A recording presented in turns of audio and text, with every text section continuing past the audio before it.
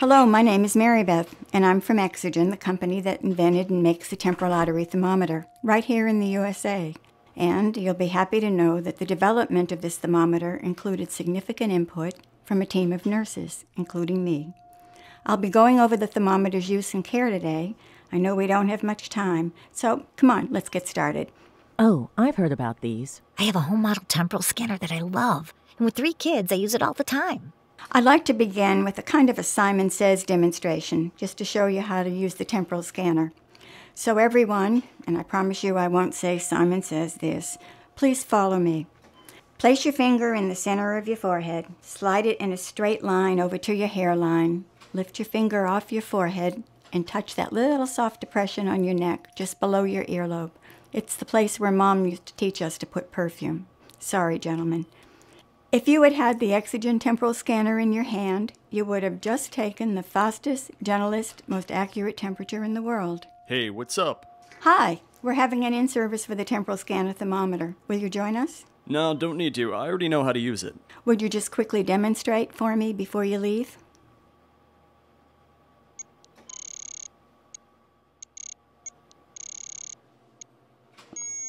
See? Well, you got it half right. The part behind my ear. Wait a minute. It's right here, by the way. Wrong. Okay, back to school, smarty. The superficial temporal artery is up in the forehead, but varies in exact location from person to person. We need to cross the artery, so think T for temporal artery, and the rest is easy. Just cross the T's. See? Not this. It certainly looks like we have our You're patient so and our nurse dead. educator. Thank you both. I couldn't have demonstrated it better myself. Curving down the side of the face is probably the most common error we see, so don't feel badly.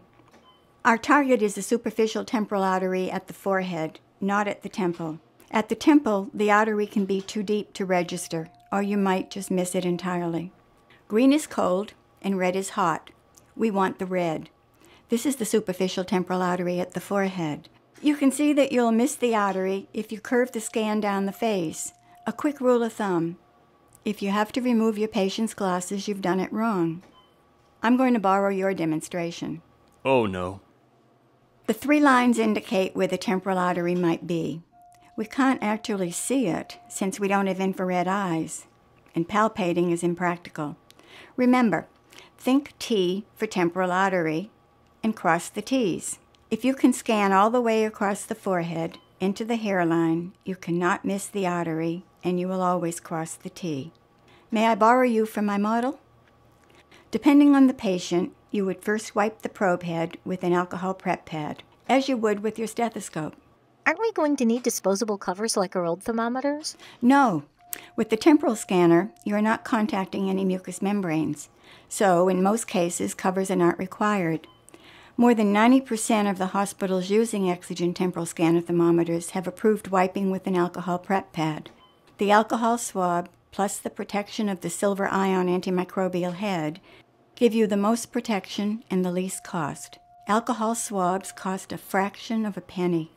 However, should the hospital prefer additional protection for certain patient populations, we offer disposable caps, which can be reused on the same patient. And for isolation patients, we offer a long tubular sheath that encloses the entire thermometer for optimum protection. Now back to taking your temperature. After wiping the probe head, brush away any hair or anything else that might be covering the forehead or the ear. Okay, now with the probe flush on her forehead, depress the button and keep it depressed until you are done. Slide straight across the forehead, crossing the T's, not down the side of the face.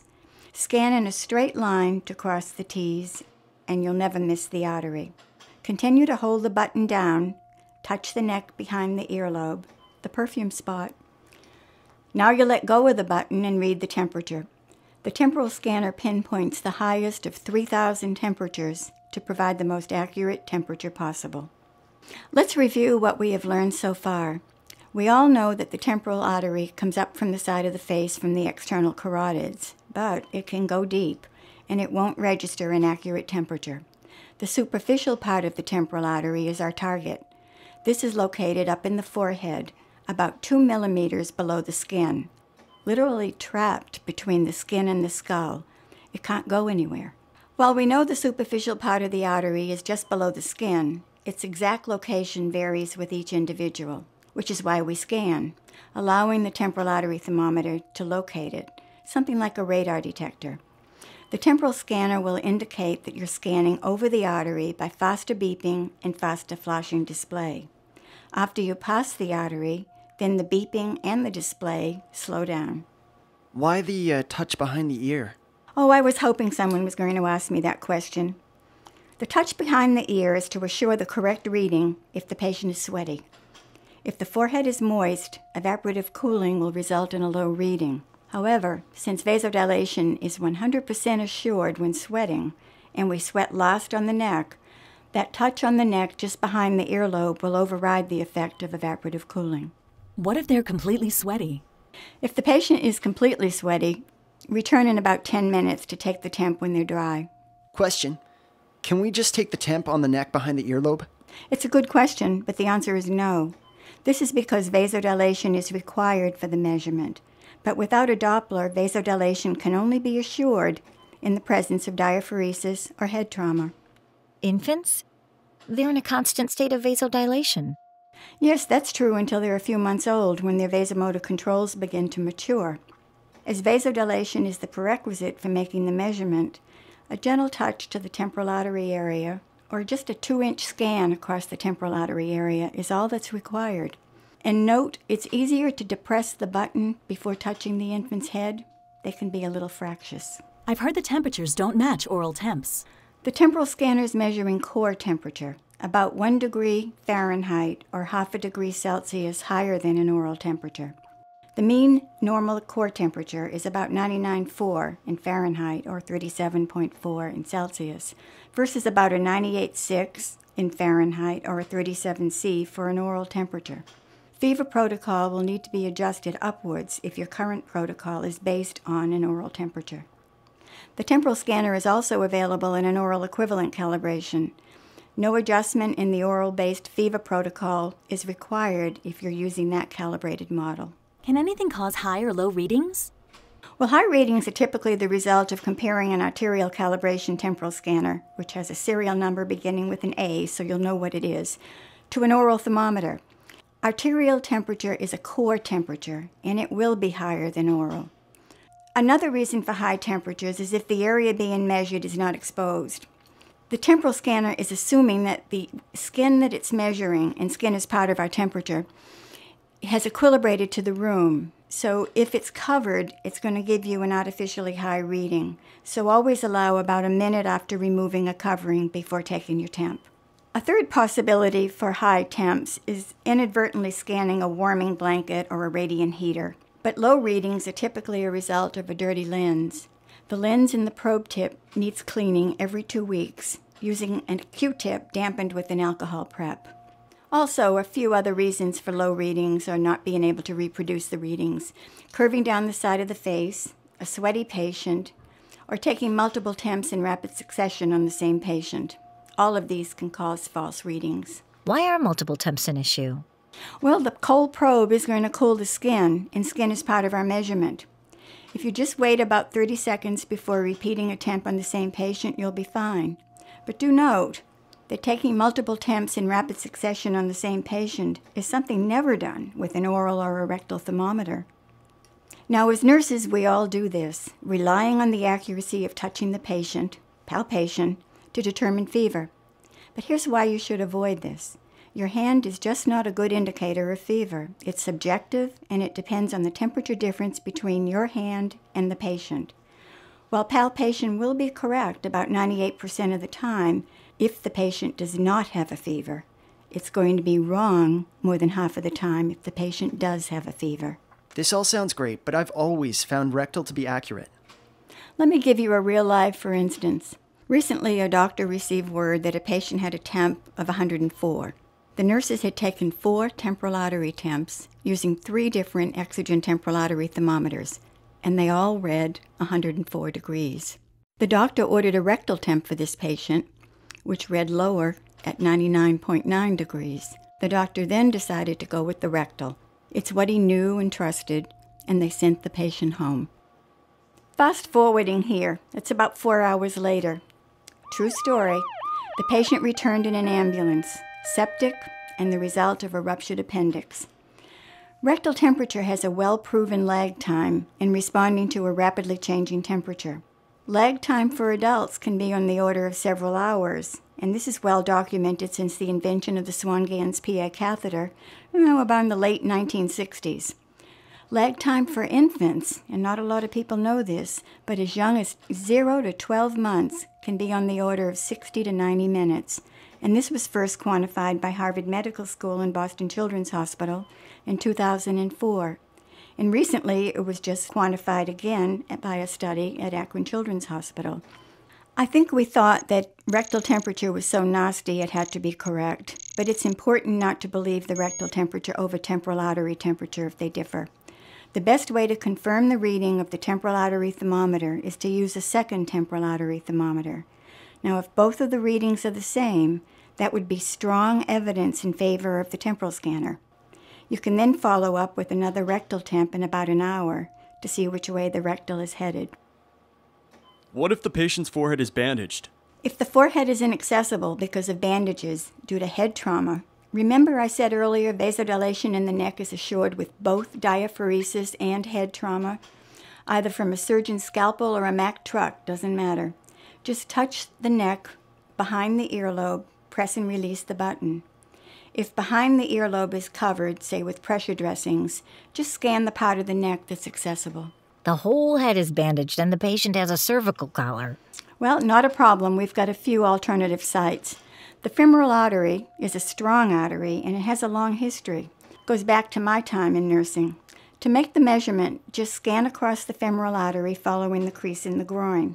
Another alternate site is the lateral thoracic artery area.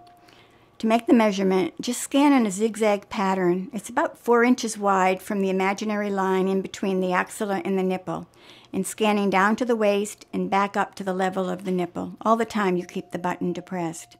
And here's a news flash. If you've got a fractious child, of course nobody does, tell him you were going to take a tickle temp on him. And now you're not. Usually the kids, even if they don't know what a tickle temp is, they'll want it. And the good news is that it works. And it does tickle. Adults, though, I'll warn you, aren't wild about a tickle temp. Now, as we conclude, there are some important notes on maintenance of the probe. You shouldn't use anything other than alcohol on the lens, absolutely no bleach or ammonium-based wipes. These are strong chemicals, and they'll permanently etch the lens, and then all of a sudden you'll have low readings. I'd suggest not even using bleach or ammonium-based wipes on the probe head, as some of the liquid could leak down on the lens. It doesn't resolve itself once the lens is etched. The casing can be cleaned with any hospital-approved disinfectant, including your bleach and your ammonium-based wipes, but only alcohol, please, use on the lens. A 9-volt alkaline battery will provide approximately 15,000 readings, which is about a year of heavy usage. As nurses, we tend to blame everything on a low battery if we don't like a temperature reading, and we'll change it several times. But I assure you that this won't happen with the temporal scanner. Exergen has built in a fail-safe so that if the battery gets too low in voltage to give you an incorrect reading, it won't give you a reading at all. It will either flash on the screen or it will be just a plain screen, but you won't get a wrong reading. If it runs on a battery, how do we keep it from walking? Well, that's a good question. We have many anti-theft solutions, and it's shown on our website at exergen.com. Some of the most popular include nylon-covered steel cables, can't cut them very easily, a system that requires a return to base after a specific number of temps. We've got keyless locking wall mounts, so you don't have to carry keys, and we've got cables that can be conveniently removed if required, but only if you know how to do so. Looks as if Exergen has thought of everything. Why, thank you very much. However, the most important thing to take away from this training is proper technique. So before you leave, let's quickly review one more time. After wiping the probe head, brush away any hair or anything else that might be covering the forehead or the ear. Okay, now with the probe flush on her forehead, depress the button and keep it depressed until you are done. Slide straight across the forehead, crossing the T's, not down the side of the face. Scan in a straight line to cross the T's, and you'll never miss the artery. Continue to hold the button down, touch the neck behind the earlobe, the perfume spot. Now you let go of the button and read the temperature. The temporal scanner pinpoints the highest of 3,000 temperatures to provide the most accurate temperature possible. Thank you very much for your time. If you have any other questions or you want some more information, please visit our website, exergen.com, for the product information, but go to tathermometry.org for any clinical information that you might need. If you didn't take a pocket card when you signed in, be sure you take one when you leave. And thank you again for the time you spent.